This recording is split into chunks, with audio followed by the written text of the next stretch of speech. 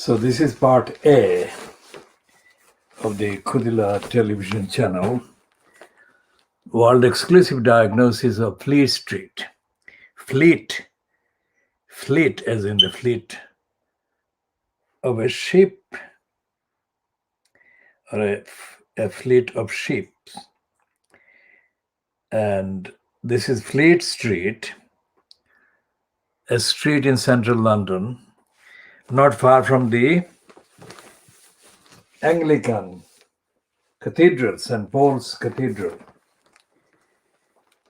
in the city of London. The Fleet Street is, of course, the name of the street where historically, literally historically, most of the newspapers were actually had their addresses, publishing addresses for a very long time. And that is the name that was associated with the Fleet Street, just like Whitehall is the name of the street where the UK central government departments are supposed to be based in, which they are not. But Whitehall is the prominent street in the Trafalgar Square area, where some of the main departments, central government departments, had been based. And Whitehall is not far from the street called Downing Street. Of course, Downing Street is most notorious for number 10, where the official address of the current occupant in the post of Prime Minister in the name of Britain is based. And that is number 10 is not, as in terms of size and in terms of the space, is not the same as the ordinary kind of space in a flat. It is a big space behind the actual front door. And so therefore, there is a tradition in this country, in the UK, quote UK, of using street names to denote departments and operations. Now, Fleet Street, well, I've got the Daily Mail, and what have I got? The Daily Bribing Boris Graf, and the I newspaper, and the Financial Crimes. This is Monday, the 2nd of August, 2021. This is the Daily Scar. Scar is the racist daily tabloid in Fleet Street. Well, it was actually cited in Fleet Street in the 1980s, when 1970s, 1980s, whenever it was published as part of the group. And it was first edited by a racist man who was later given a knighthood, that is, he was made, quote, sir. And the racist man, the first editor, drew my attention by attacking a Bangladeshi family whose head of the family was called Abdul. And the family was based in Hitchin, in Hertfordshire. And the cause of the attack by the Daily Scar, this one, was the alleged complaint by the family of the man called Abdul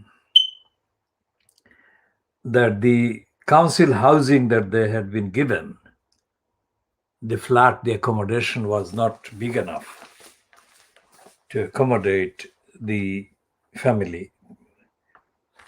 So they focused on them for daring to complain. So I took a demonstration outside the Daily Scar office, and that was a demonstration organized by my campaigning organization called Karma Book. Well, Karma Book is actually CARAMABUK.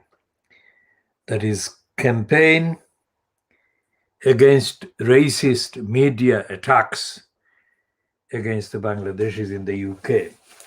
So that was a typical organization that I set up, campaigning action that constituted the absolutely autonomous social, political, constitutional identity of the UK Bangladeshis, extremely specifically separate from anything to do with the ethnicity of the Bangladeshis or the affiliations that any individual Bangladeshis might have had with people in Bangladesh. And the idea of Bangladesh was kept separate.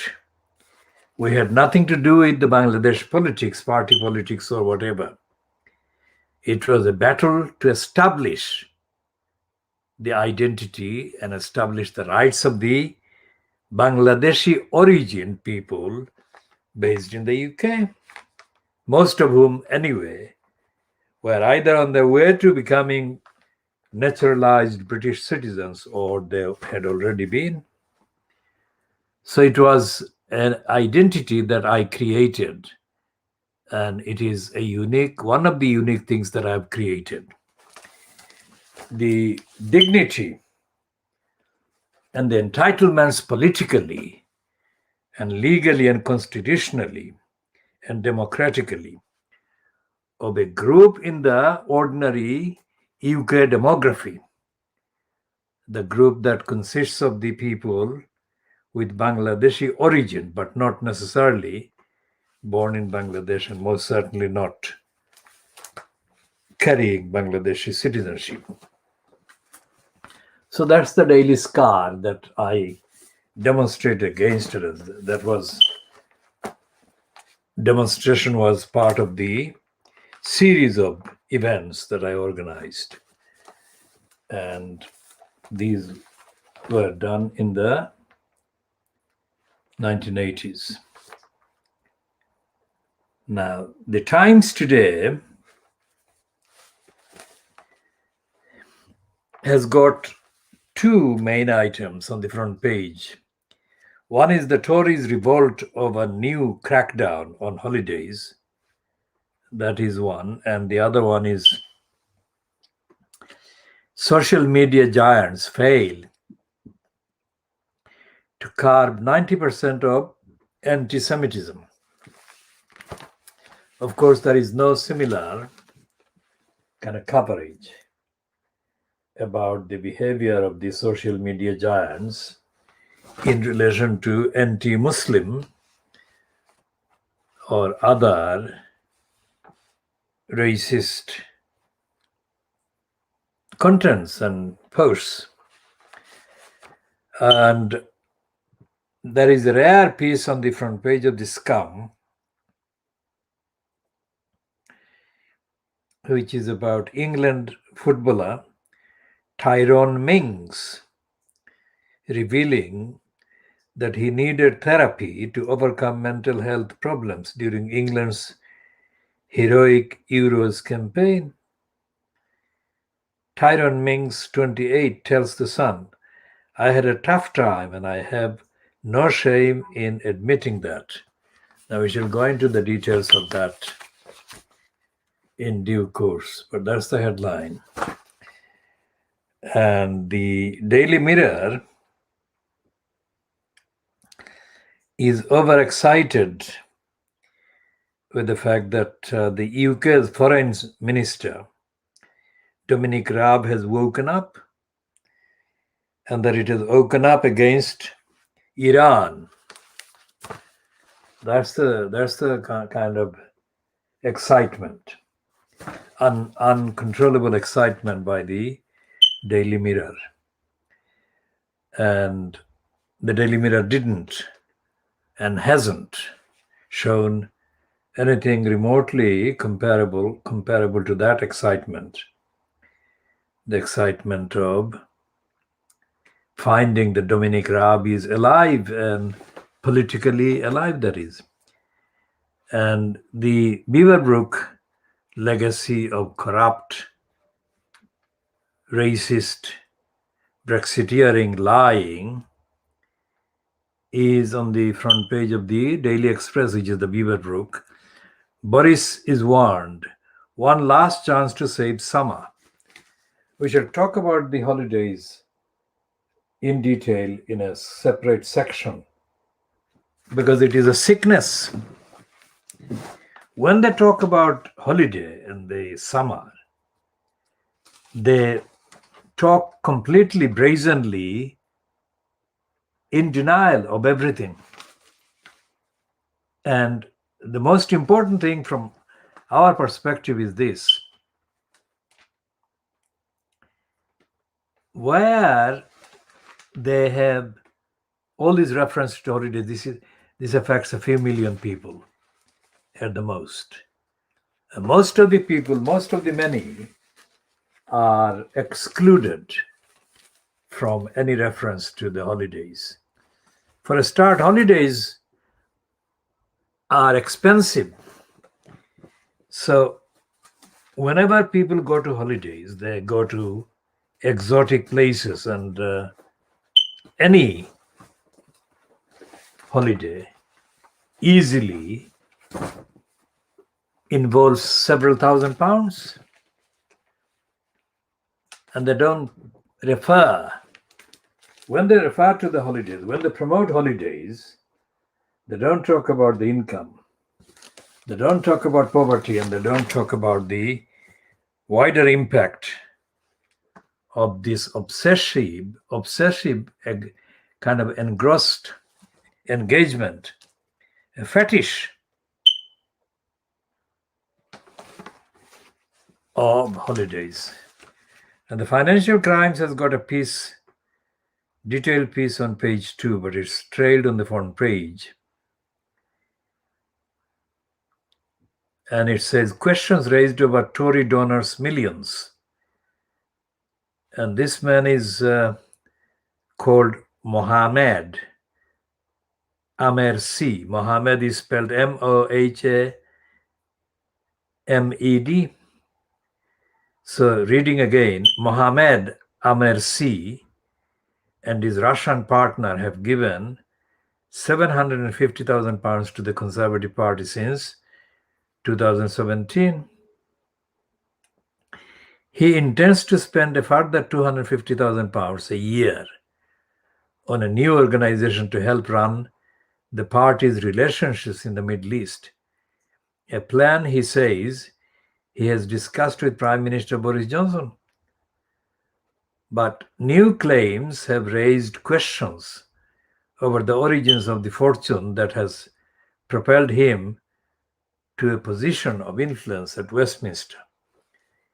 Now, what is the detail, or what are the details?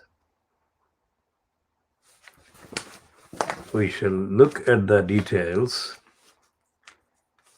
about Haque. And Haque's picture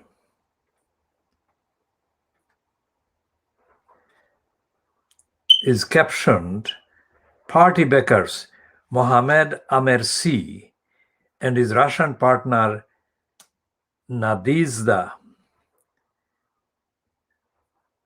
Rodicheva have given £750,000 to the Tories since 2017. FT montage Shutterstock photograph, and the montage has been done by the Financial Times. Now, this is a piece takes up most of the page 2. Now, this is the donor and his Russian partner. So, what are the political reasons for the questions?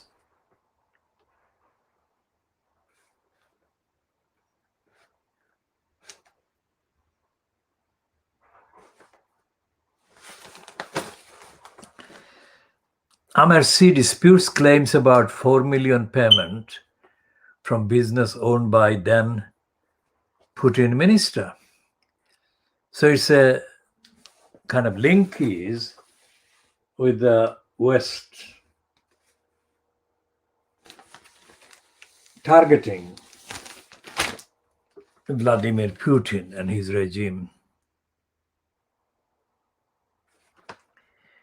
And this page 1, 2, 3, 4, 5. 1, 2, 3, 4, 5, 6. Usually on the page, natural ordinary spread is 6 columns. But this one has got 5 columns because one part of the missing column is taken up by the caption that I have read already. And the other one is a statement highlighting Haque's response. It is untrue that I was aware of Mr. Ryman's concealed ownership of First National Holding. Now, any discussion about millions of pounds, or hundreds of millions, hundreds of thousands of pounds used in donations, serial donations,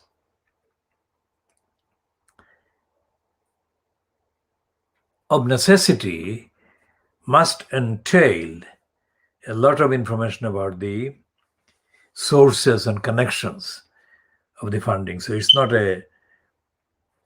it is not acceptable that Haque is saying that he didn't know this Russian minister's concealed ownership of First National Holding. He obviously did know. And if he didn't know, he should have known. So this Haque is being described as a Kenya-born UK citizen. Haque and his Russian partner, Nadizhda Rodicheva, have given £750,000 to the Tories since 2017. He intends to spend further £250,000 a year on a new organization to help run the party's relationship in the Middle East. What on earth is the relationship and what is the funding? Of course, he's a go-between.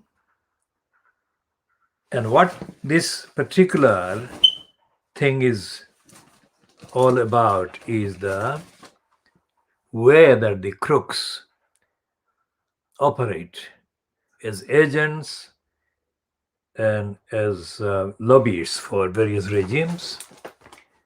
So despite the appearance of concern in the West, so-called, about Vladimir Putin's Russia, things are going on as they have been going on for decades. And this is not either the questions over Russian business links or his denials. Neither is acceptable on the evidence. And they will never publish the actual records and contents of the communications and meetings and all the rest of it. And the man is not being shy. He is quite brazen. He is embarking on a new extension of the corrupt business relationship with the Middle East. I mean, what relationship? This is about lobbying and this is about secret dealings, including the military industrial complex, not just the ones based in the USA, but also based in Western Europe and in Russia and the Russian kind of sphere.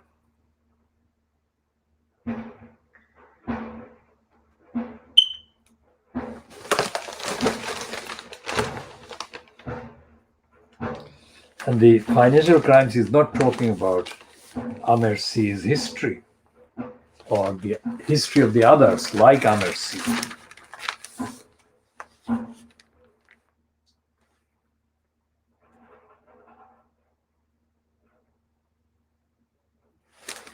Now, what is this contradictory piece about post-Brexit regulation? A wave of government reforms designed to make the City of London more attractive after Brexit has already had one unintended consequence. Finance industry executives are cancelling summer holidays to deal with the workload. Now, it seems the summer holidays is treated in the elite section and mindset as being some kind of religious event, that you must have summer holidays. Now, why I'm objecting to that? Because most of the people in the many never have similar or comparable holidays. So that is the evidence, that is the exclusion by the financial crimes of the truth about the many that constitutes the ground for calling it the financial crimes, because they don't talk about the impact on the lives of the many without any income, without any holidays.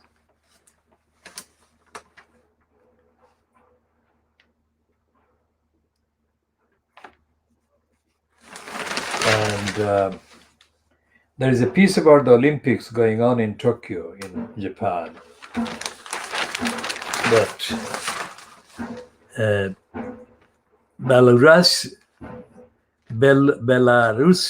Belarusian runner is seeking refuge in Tokyo.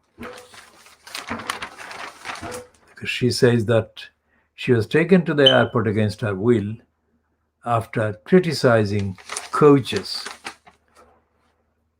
A Belarusian runner in Japan to compete at the Olympics was taken to the airport in Tokyo against her wishes after making complaints about her coaches, according to media reports last night. The International Olympic Committee, the organizer of the Games, initially said it had asked for clarification from the Belarus team about the status and whereabouts of Kristina Simanuskaya, who was due to compete in the women's 200-meter sprint today. In a statement on Twitter last night, the organization said it had subsequently spoken to the athlete. She is with the authorities at Haneda Airport and is currently accompanied by a staff member of Tokyo 2020. She has told us that she feels safe, it said. The IOC and Tokyo 2020 will continue their conversations with her and the authorities to determine the next steps.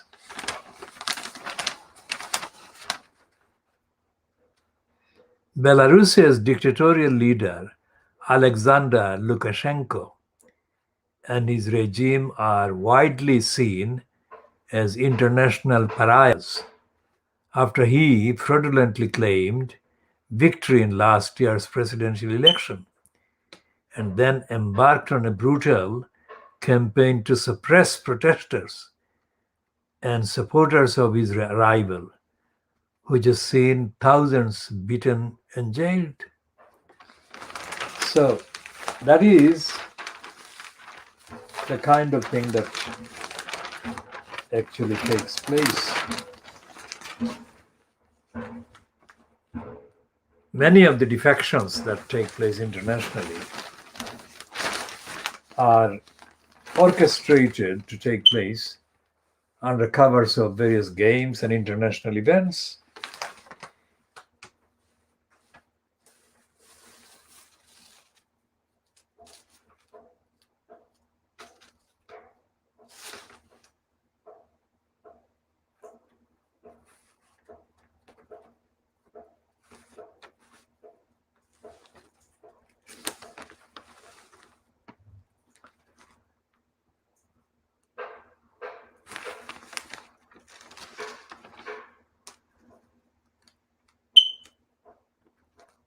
There is a piece about Peru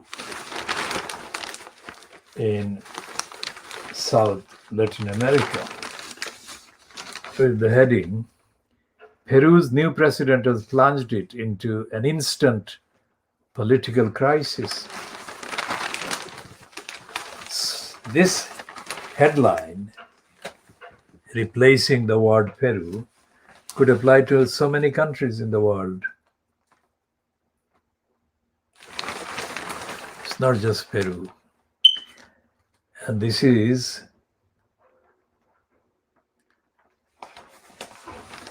because there is no accountability. There is no audit of governments. And that includes the actual executive death of the United Nations organization. There is a piece about India, about high inflation, which is fueling concerns that the era of runaway price increase is returning.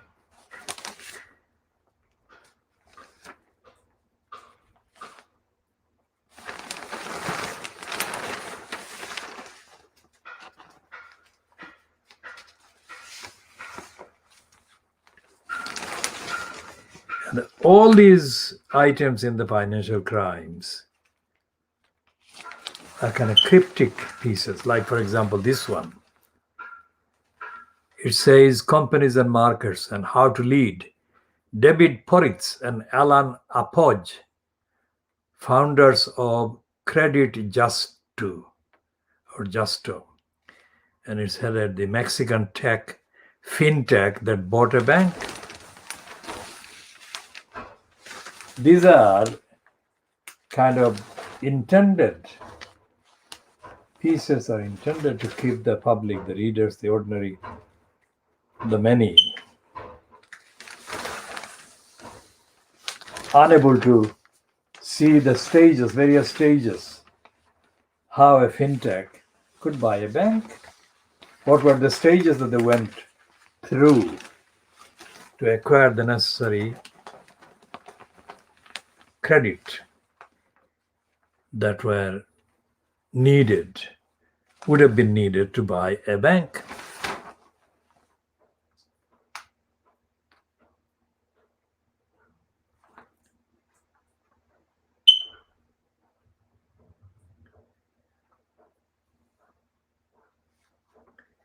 Now here is the piece of big greed about South Africa. And its main heading is ANC divides star, dangerous politics. ANC divides, that is divisions in the African National Congress, star and dangerous politics.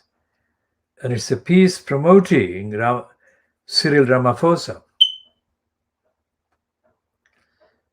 So the descriptive subheading is condemned as an insurrection by President Cyril Ramaphosa. The worst violence since the end of apartheid left more than 300 people dead and exposed vicious rivalries in the ruling African National Congress. and it's a piece by Joseph Cottrell. Now, Cottrell is a name that belonged to a racist criminal operative around the GLC in the 1980s. That criminal has disappeared. So is this Joseph a part of a resurrected kind of name or created name, invented name by this same crook, racist crook now operating from South Africa?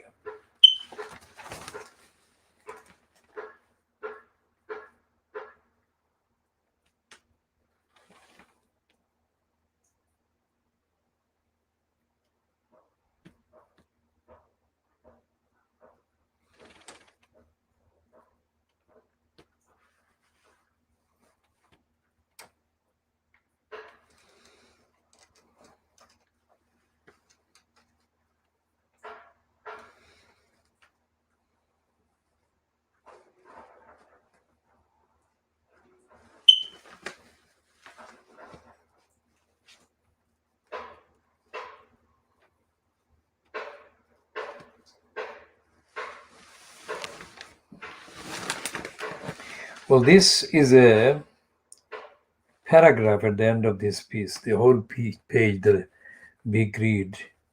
The ANC is rotten and it should be removed. Mohape says, Mohape is one of the ordinary people, it seems. It does not represent the ideals of Mandela. Otherwise, Mohape fears, we are heading for disaster. We will have riots after riots. Now, throughout the 1980s, just as South Africa was approaching the formal end of apartheid, it was very clear that the Western criminals posing as friends of South Africa, anti-apartheid campaign and all the rest of it, were continuing apartheid mentality. Although they praised their kind of fight against apartheid, they had no clue and they had no interest. And I'm talking about those I witnessed in the UK. They have no interest in democracy, no interest in accountability.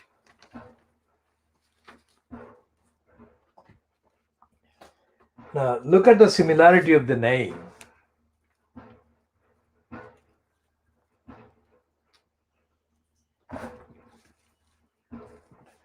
The similarity of the name African National Congress, similarity to the Indian National Congress, frighteningly similar. And the so-called supporters and friends of South Africa, anti-apartheid campaign, their likes were active in the UK during the entire period of the Indian National Congress operating before August 1947. The Indian National Congress was corruptly promoted by the left, so-called, in Britain. And they never bothered about lack of democracy. And they never bothered about the lack of democracy in the Congress and the dire consequences for hundreds of millions of Indians that lack of democracy would inevitably cause. And it did cause. And as I've said before, the left, including Ian Mikado, who was one of the MPs for the two constituencies in Tower Hamlets, Ian Mikado was openly oozing with praise for Indira Gandhi, that is Indira Nehru, Jawaharlal Nehru's daughter.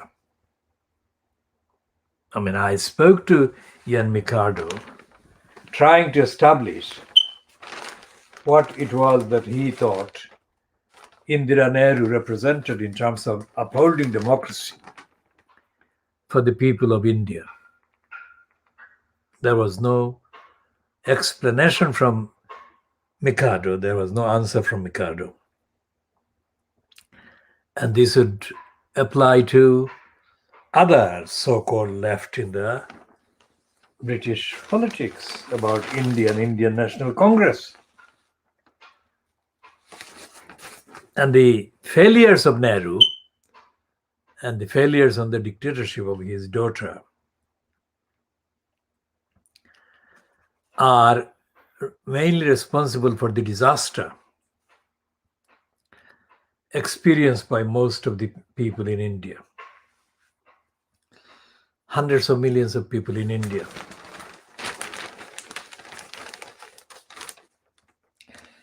And Ramaphosa is being promoted here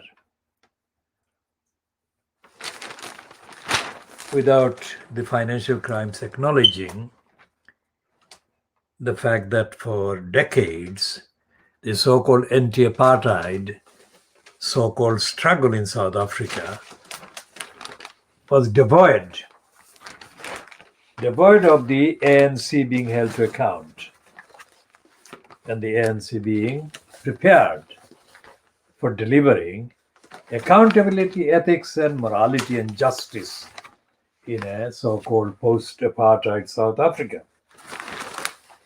And the financial crimes piece is actually quoting somebody idiotically, reverentially referring to Mandela. Mandela was created as an image. Mandela was created as an image by the racists on the left in the West. Mandela didn't have anything. Then Mandela didn't have an agenda, and he didn't deliver anything democratic when he was the titular kind of president after the release from prison. And the financial crimes is telling lies today, juxtaposing inconsistent bits against one another.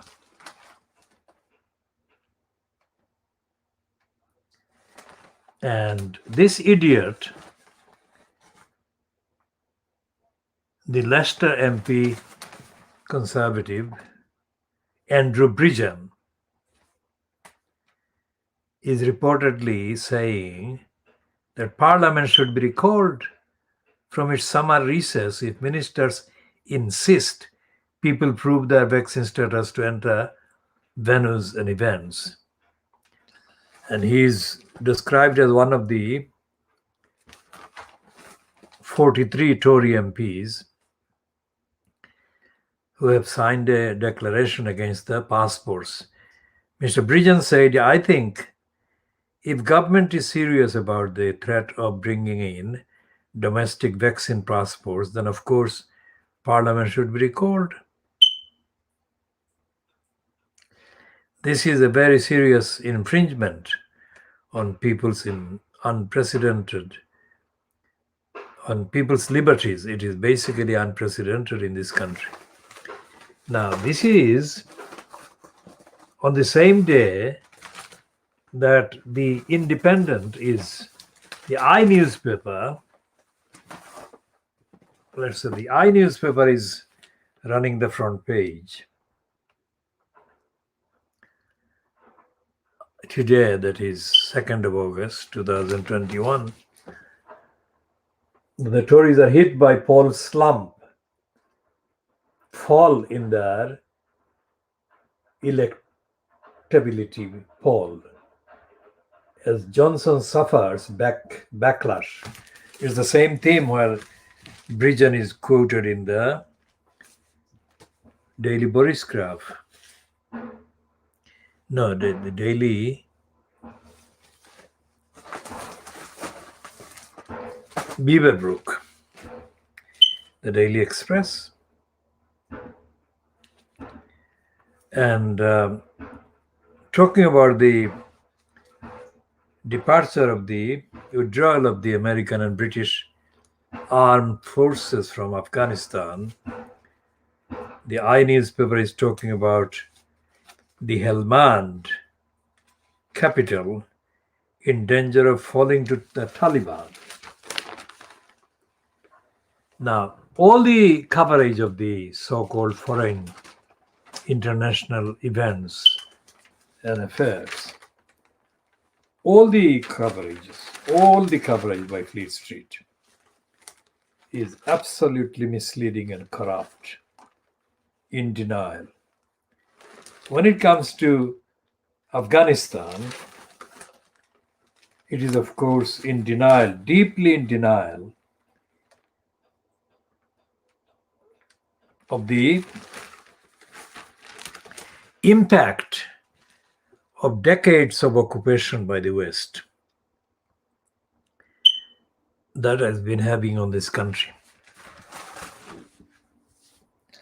Because there is no democracy. Democracy is not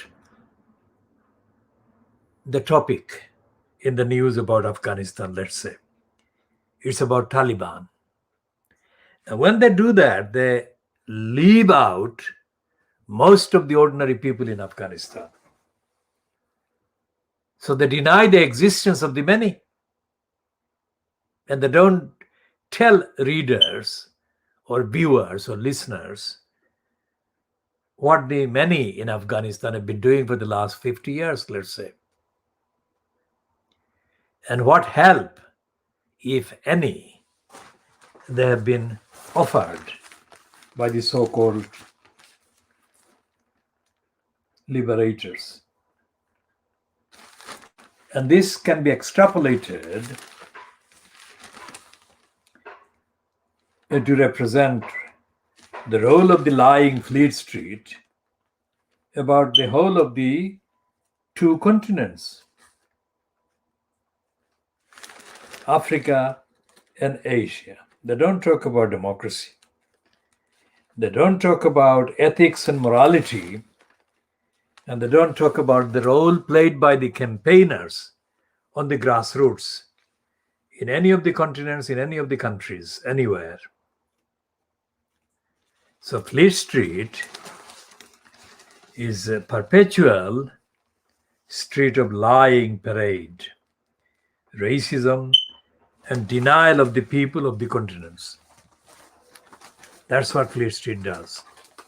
And that's what our campaign is doing in exposing them like we are doing in this edition, part A of the KhoodeelaarTV television channel, World Exclusive Diagnosis of the Lies and Lying by Fleet Street.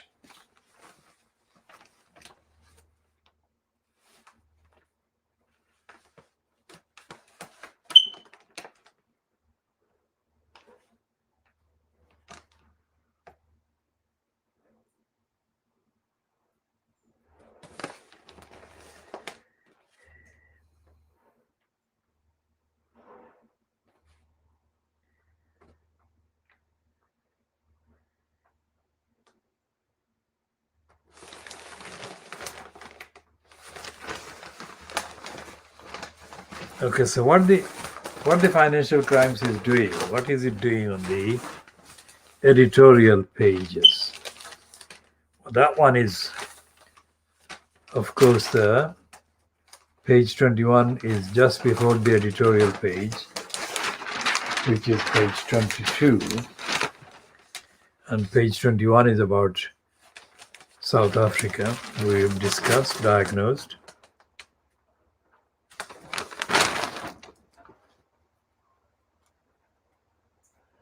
And there's an editorial about the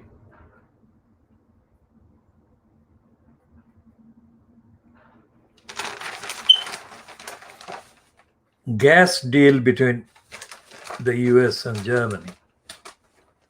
And they are condemning it as a disservice to Ukraine.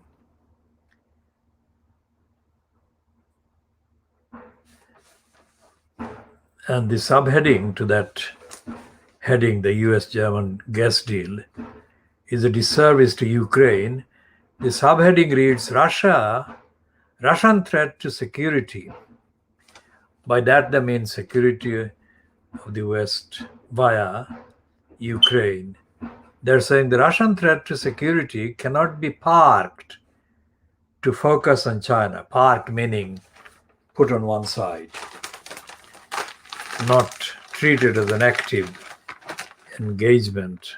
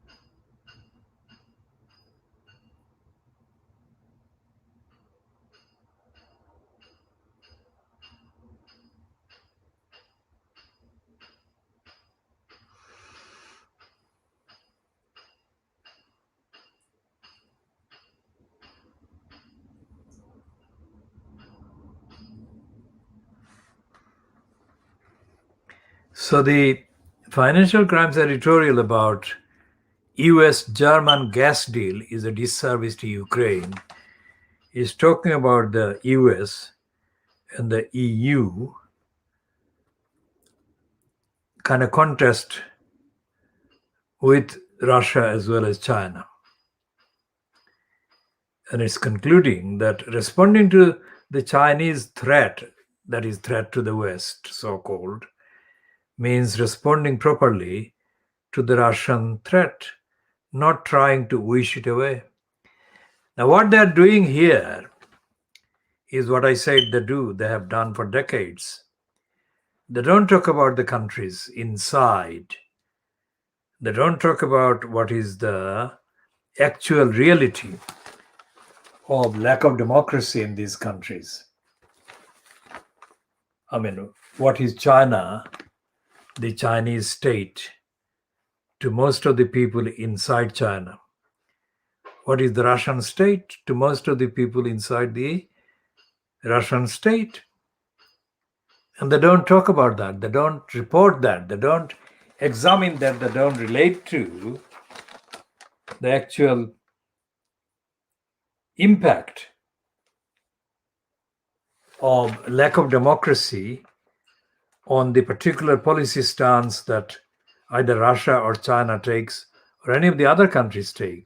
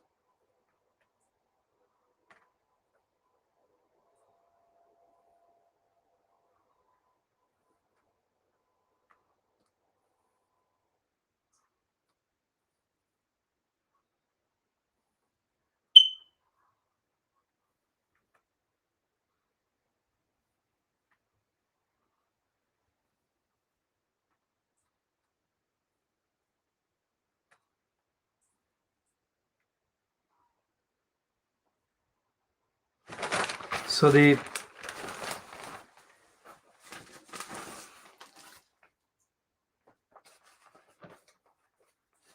piece about South Africa is not on the opposite page of the editorial comment. It's on another page.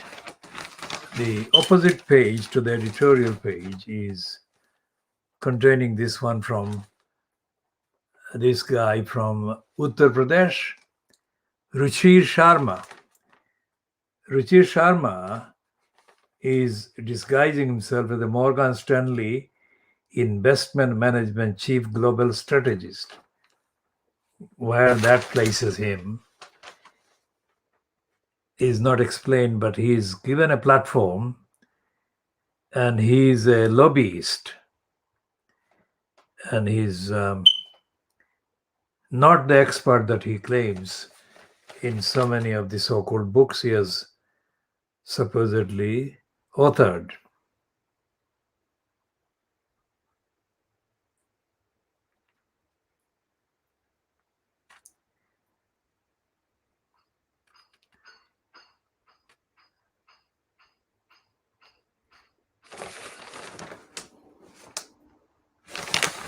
Now, Liam Byrne,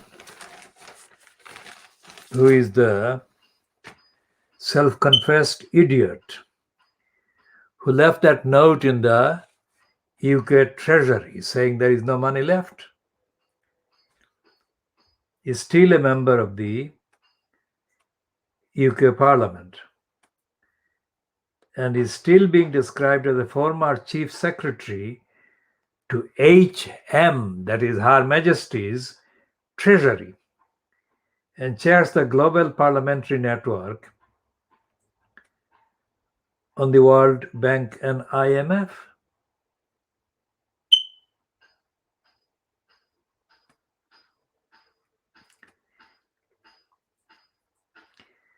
I mean,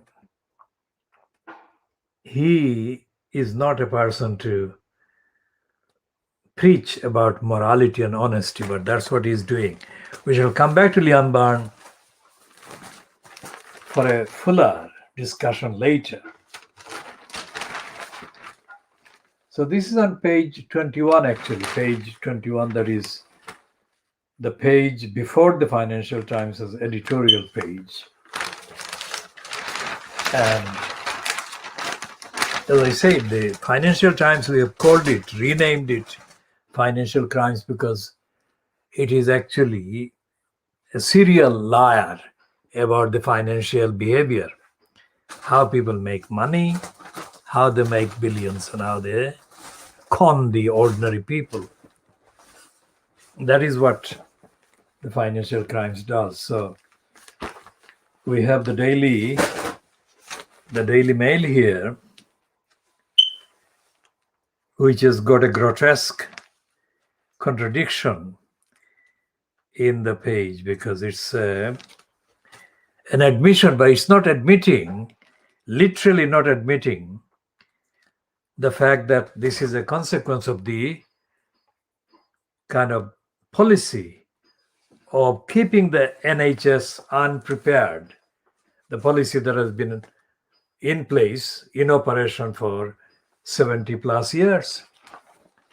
And it says the pay for your own heart operation. Now, how many people in the many can actually afford this? This is directly related to the millions of people being absolutely in poverty in this country.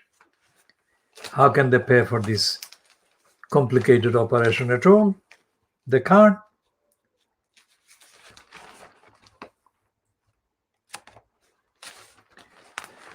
And we shall come to that theme that we have been talking about right from the beginning,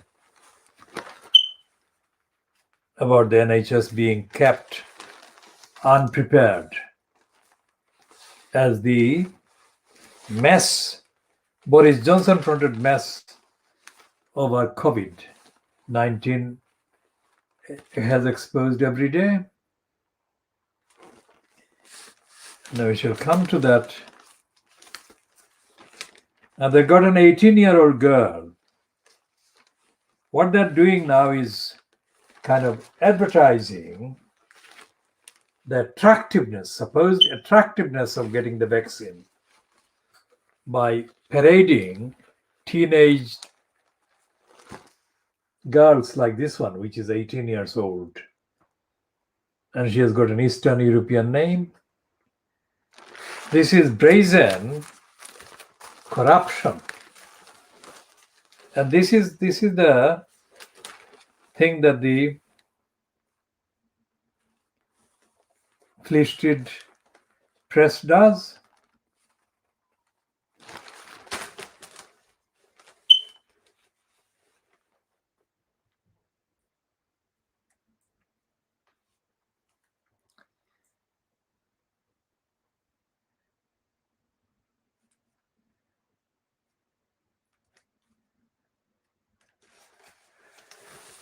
And there is literally, over domination by the contradictory items, headlines as well as contents about what is being done to combat and end the COVID-19 pandemic. As he said, there is no consistent, coherent journalism day to day about where things are and what the actual COVID does to people in various shapes and forms.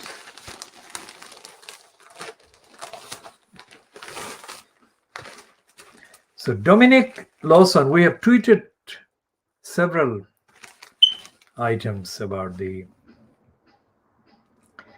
Tory party and the claim by Dominic Lawson that the children who have been sexually abused, and his focus is on Lambeth Council, Lambeth in London, were mainly let down by the Labour Party. And our immediate response to Dominic Lawson has been that for decades we have been following the Lambeth Council, and we have referred briefly to the declaration, the program that we launched in the second part of the 1980s about Lambeth Council. We shall go into details later in due course, both on Twitter as well as the Khoodeelaar television channel. And what we have said is that all the councils are corrupt. And we have said that all the left so-called and the right so-called in the context of the local councils are corrupt, dishonest, and of course racist. And we have said that because of the evidence, these councils are not fit for purpose and they should be scrapped. Nobody is saying that in the Fleet Street that council should be scrapped. But we are saying that, and we say that as one of the world exclusive firsts. Everything we said about Lambeth Council in the 1980s and everything we have said about other councils concerned in the context of the particular issue or issues, for example, the other councils that we have been, of course, focusing on include the two East London councils, Tower Hamlets and Newham. But we could extrapolate the same findings and apply the findings to the behavior of other councils like Hackney, Waltham Forest, Redbridge, and so on, and Islington and Hackney, of course, Islington, Camden. On the other side of the river, the southern side of the river, of course, Lambeth, Southwark, Greenwich, Woolwich, Wandsworth. In other words, all the London councils that we are aware of, we are not aware of on a daily basis, item by every single item. We don't have to be. The essential emptiness of the councils can be found in the absence of democracy, accountability, in the behavior of the various administrations in Lambeth. But this idiot, Dominic Lawson, who is the son of the liar, Nigel Lawson, who is a Brexiteer and a denier of climate change, has now, a Brexiteer has now settled or gone to France. I mean,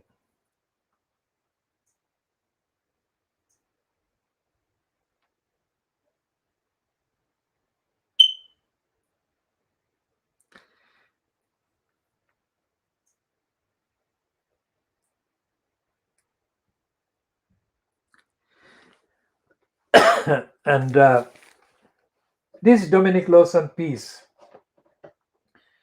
of course, is headed Labour, not the Tories, were the real villains of the child sexual abuse scandal.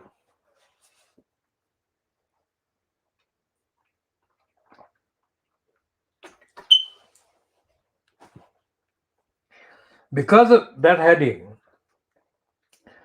it can be expected that in the contents, in the copy of the piece, that is, he will look for any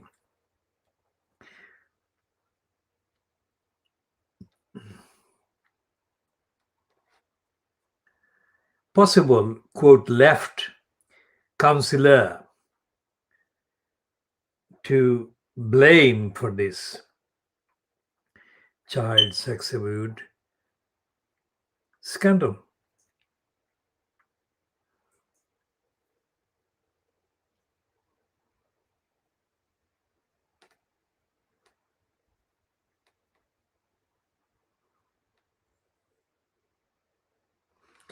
Now he's referring to a woman called Liz Davis, who is a social worker whistleblower,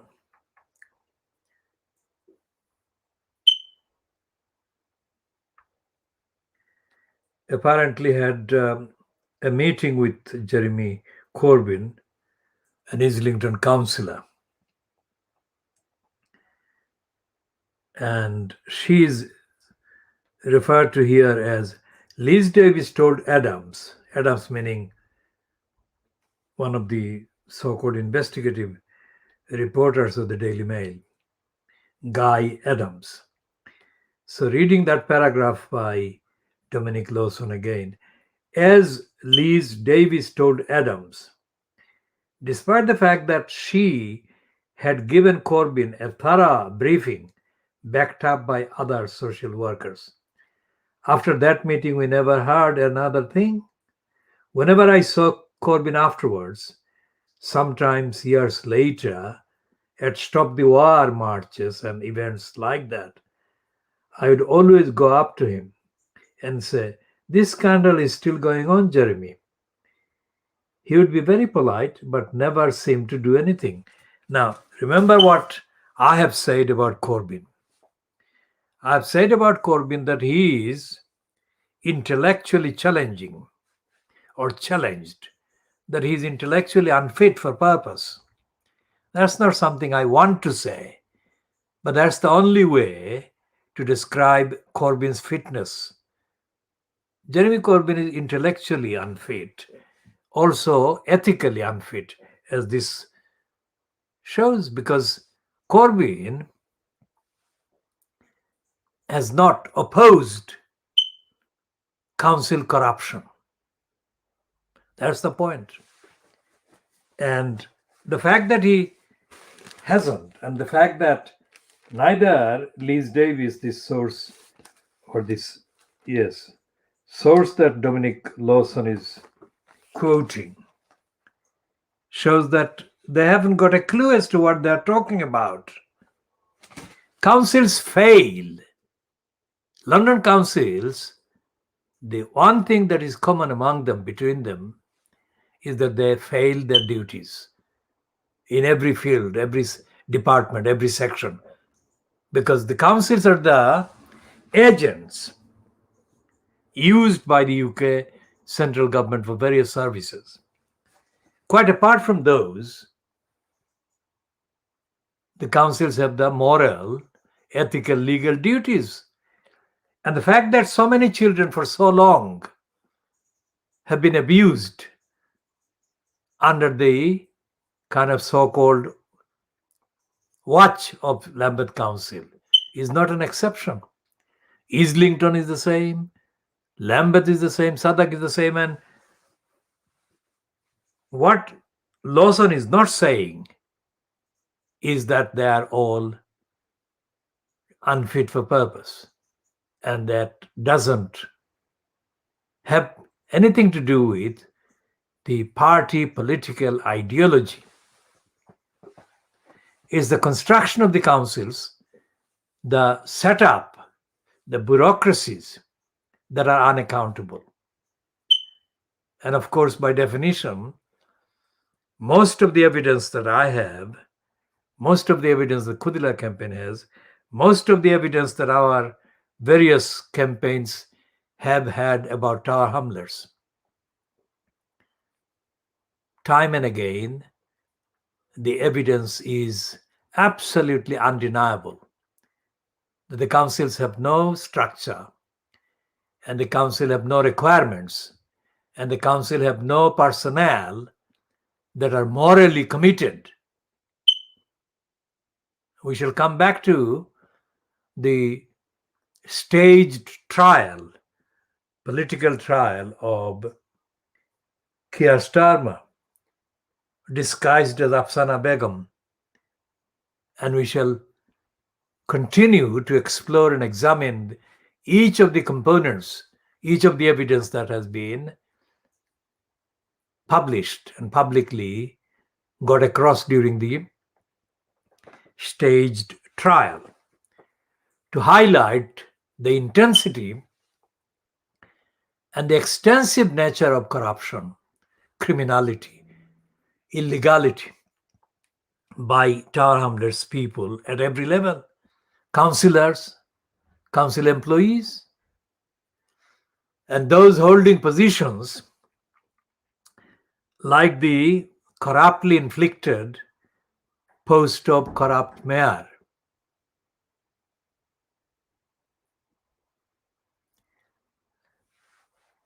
Before going back to Lambeth and before discussing further what Dominic Lawson is saying, what most of the 200 and kind of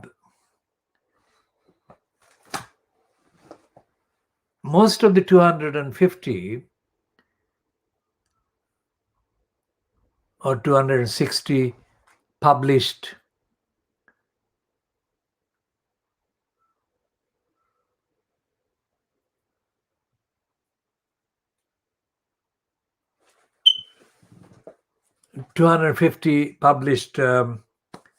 comments online, posted on the Daily Mail online piece about the staged trial at the Snaresborough Crown Court after it was kind of concluded, so-called. Most of the comments were hostile and critical of Tower Hamlets and critical of Afsana Begum and critical of the Labour Party.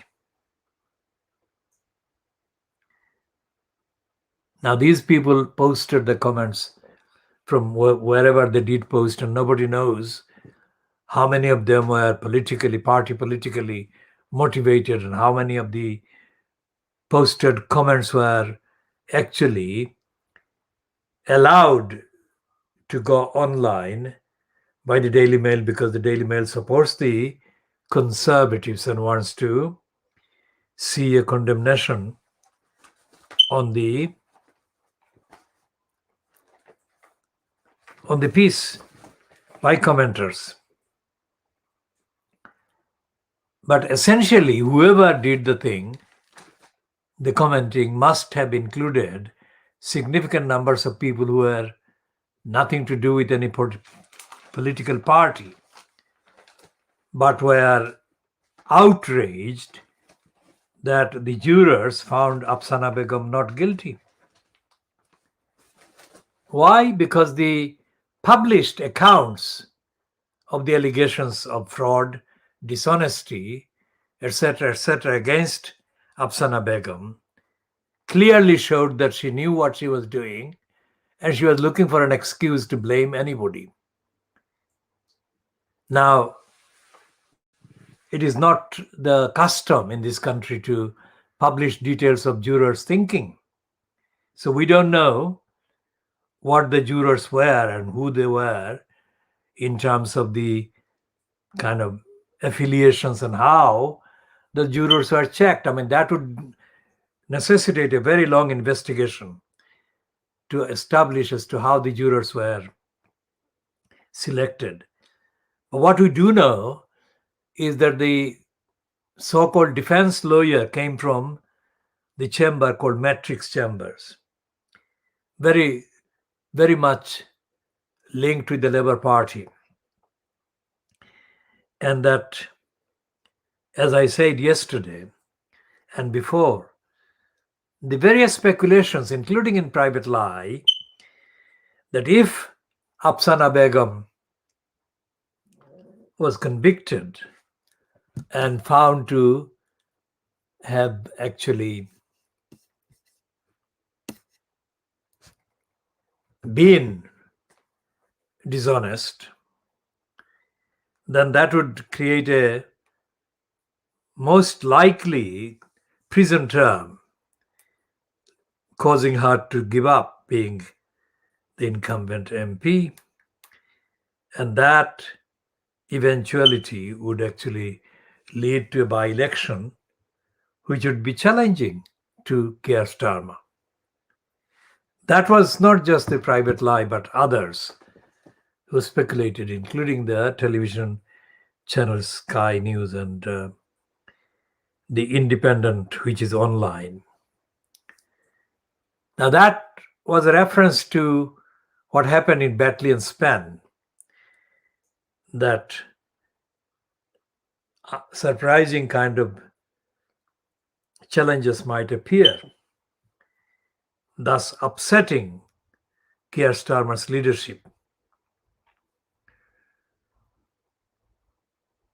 So it is quite possible that the matrix chambers put in more than the necessary manipulative kind of input, as well as gathering this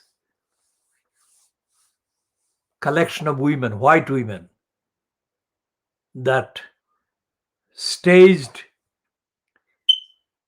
a solidarity pose as Afsana Begum was giving the rendering of the written script after the formal ending of the trial.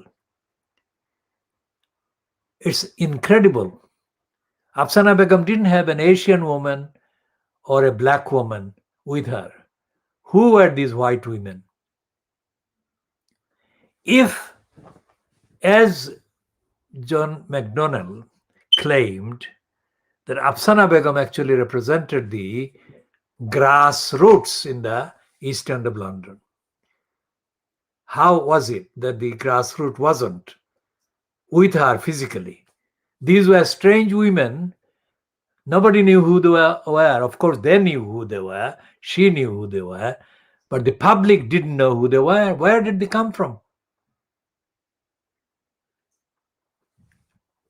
That is number two. This third thing is that the Tower Hamlets Council, which supposedly prosecuted Afsana Begum,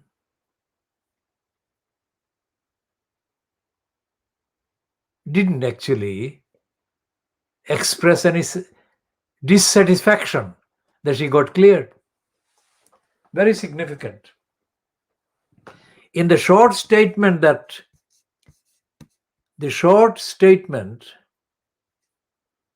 actually was issued after the end of the trial, so-called, by the Hrs Council on their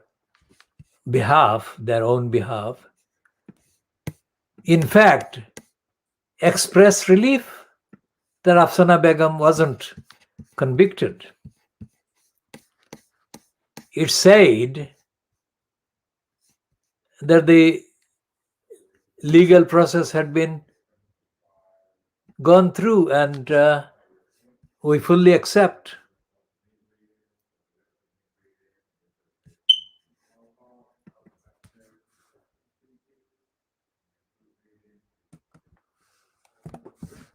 We accept what happened. If they actually wanted to enforce any kind of opposition to housing fraud, they would have said, we are not satisfied. Because obviously the presentation of the evidence, as summarized and presented by James Marsland, allegedly on behalf of Hrs Council, the prosecutors, the evidence that Marsland presented was very much not refuted by Afsana Begum's side. So what we are saying is that John Biggs, a supporter of Keir Starmer, and the rest of the Labour Party in Tower Hamlets were in effect working under a whip that Afsana Begum, of course, had been accused of doing housing fraud, etc., etc. And because that had been public, she would have to be put through the trial. But under no circumstances must anyone in the Labour Party push for her being convicted. It was a charade. And that is what I mean when I say things like our tweeting in the morning today about Dominic Lawson. Let's see if we can find the tweets.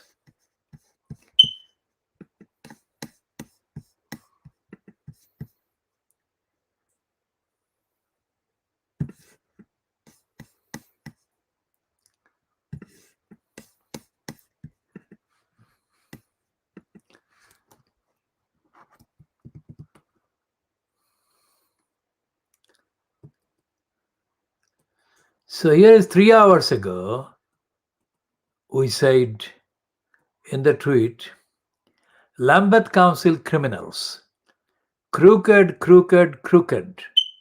left liars, serial left liars, serial right liars against serial left liars. Sack the crooked councils. That's what he said 3 hours ago. And 2 hours ago, we said, our ethical, moral manifesto for an anti-corruption Lambeth Council, original, exclusive, was launched in 1986. Now, 86 was the year when the election took place, after the collapse of Ted Knight. Ted Knight was a practiced left liar, along with the Ken Lying Still Livingston, and the London scene. And then again, we said, we are monitoring Lambeth Council now, and it makes it a dedicated action spanning 35 years. We are doing this exclusively, literally exclusively, and the abbreviation MDCEL, which is Movement Defending the Community in the East End of London. It is also described elsewhere, not in this particular tweet, as the movement defending communities from the East End of London, and that includes Lambeth. So we said about 2 hours ago, same time, sack Dominic, lying liar, Nigel's liar son, Dominic liar son, liar son.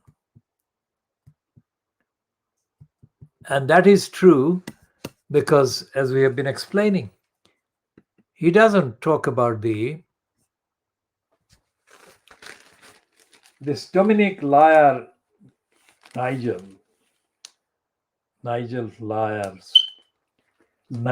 lying son, Dominic Lyson, doesn't talk about any of that. It doesn't talk about the real emptiness that dominates in every single council's administration, which is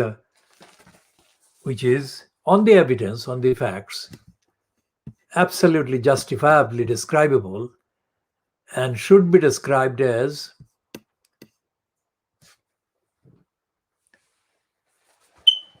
criminal. And when this GLC was finally kind of wound up by the decision of the Margaret Thatcher administration reacting and responding to the outlandish behavior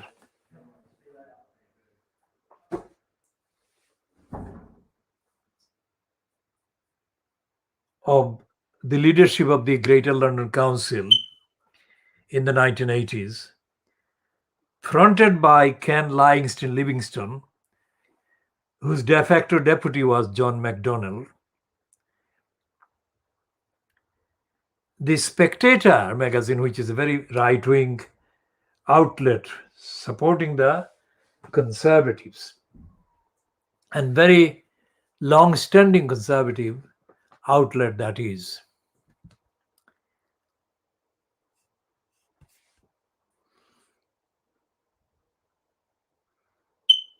The Spectator published a intensive article about the now, that is, at the time it was publishing, disbanded Greater London Council. And it focused on the money that the Greater London Council spent in grants.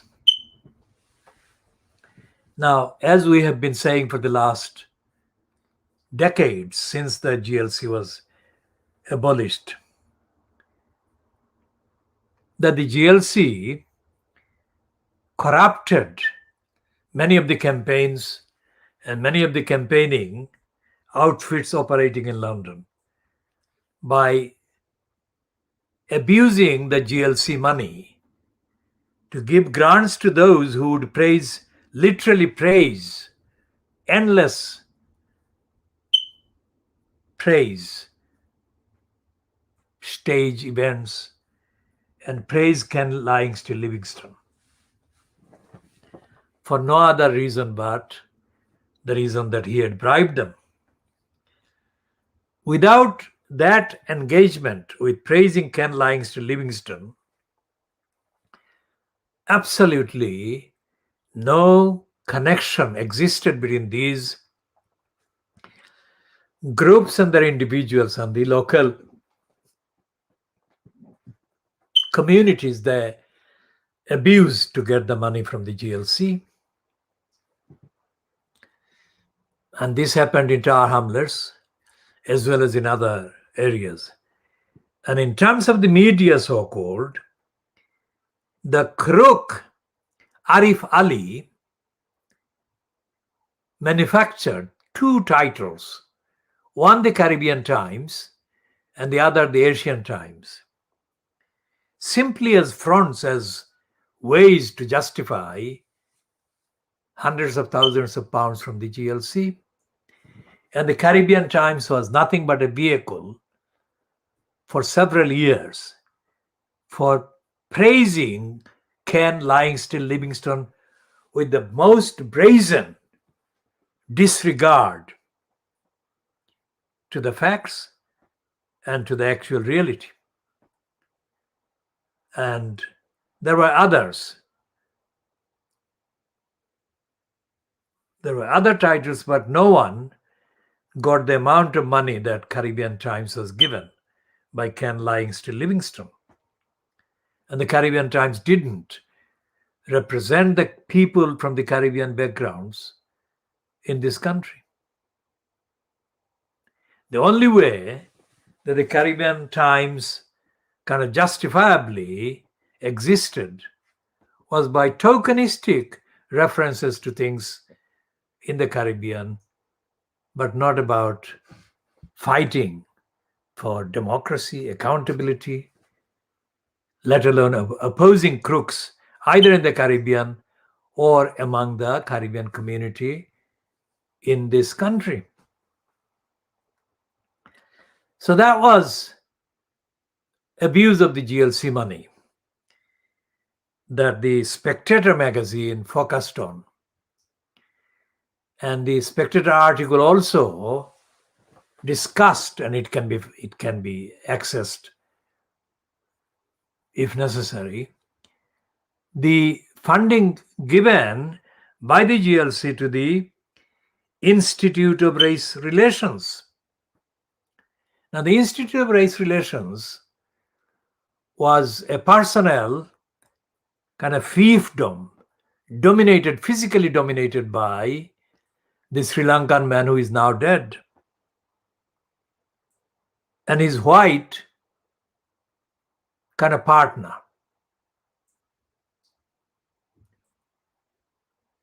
A woman called Jenny. Now, these people didn't. The Institute of Race Relations did not work with the ordinary people affected by race and racism.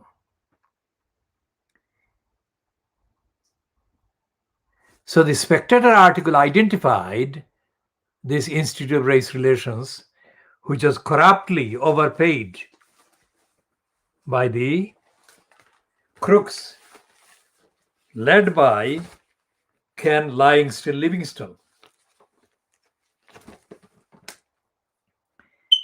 And what Ken lying still Livingstone did was to repeat the same kind of abuse of funding, public funding, years later when he became mayor at the expense of London. And the reason why he fell, that is to say, he lost electoral credibility at the 2008 election where Boris Johnson was first time elected, was the evidence of huge abuse of the GLA money for Ken lying still Livingstone's chums.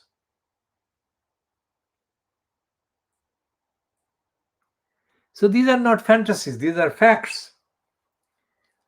And these facts may sometimes be wrongly, because factually wrongly, misinterpreted as being evidence that it is the Labour Party members in control of councils that are more corrupt than the Tories. That's not the case, because there is no auditing available.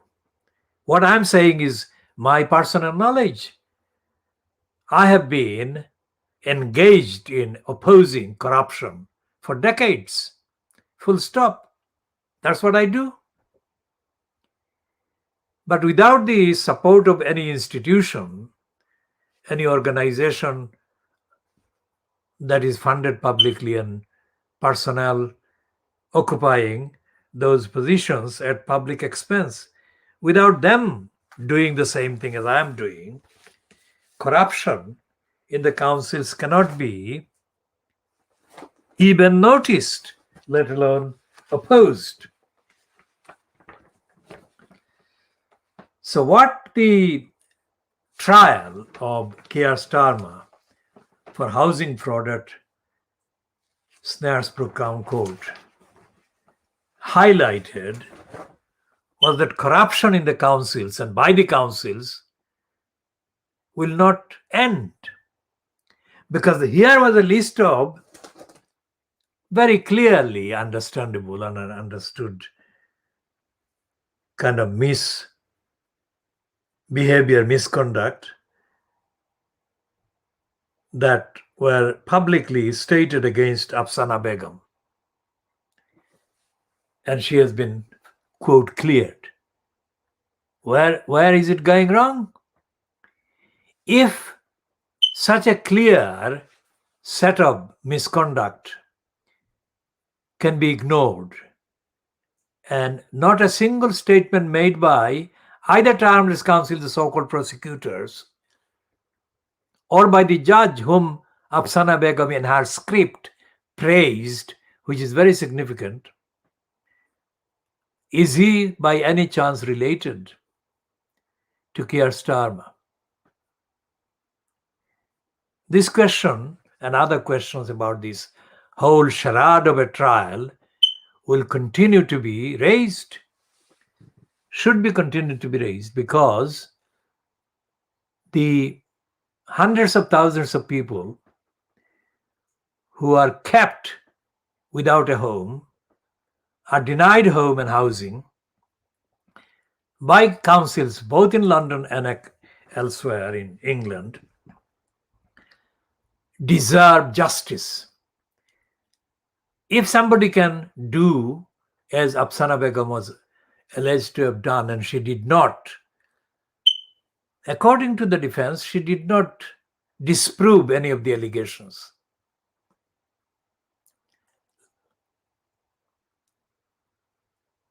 Then it can be an eternity before the majority of the people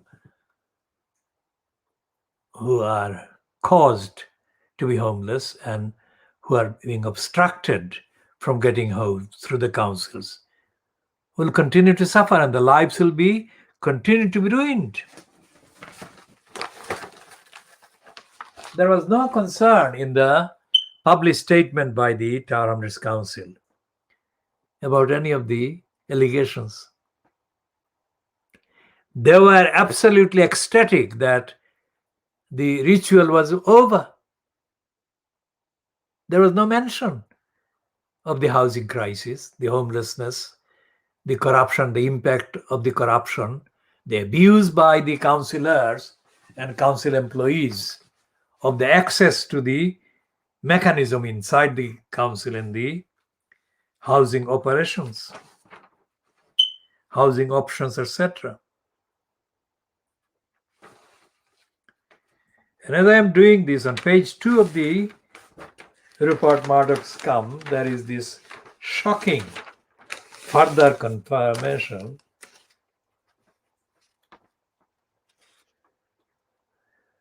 So if 93% of the violent crooks are being left alone, unprosecuted, unarrested, what chance is there of a fraudulent council being held to account? No chance whatsoever. So we are looking at the evidence that crime is not being dealt with, dishonesty and fraud is not being dealt with. Majority of the predominant numbers of crimes and criminality are being left alone.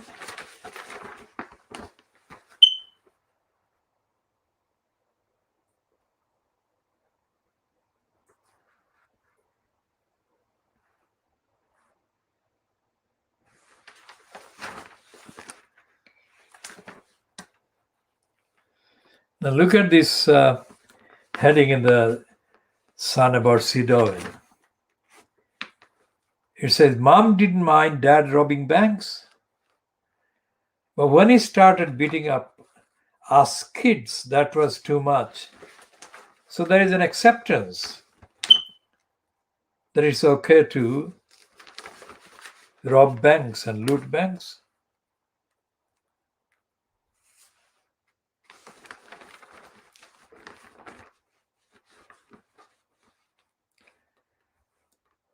Now we shall look at the headline, and then this is the Scum Today. The editorial says crime wave. It says, isn't it bizarre that in Britain 2021, the CCTV capital of the world, it should be so hard to get enough evidence to charge burglars and thugs? Now that is an absolutely truthful statement, even in the Scum.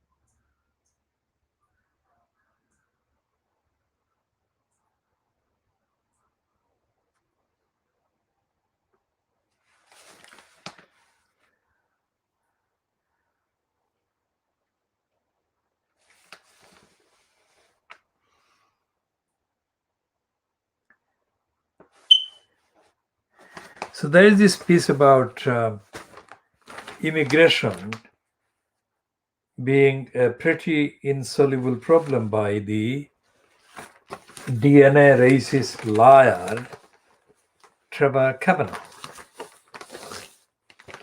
Next to the same editorial about the police being useless.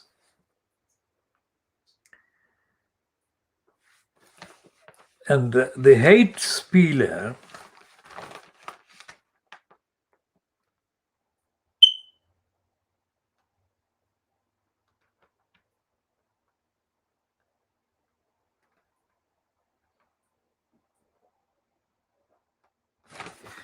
and he's mocking Priti Patel's efforts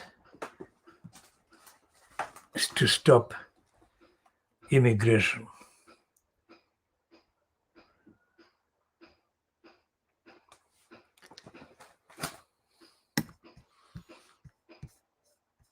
So what we shall be doing, we shall be looking more in depth on all these issues in the next part or parts.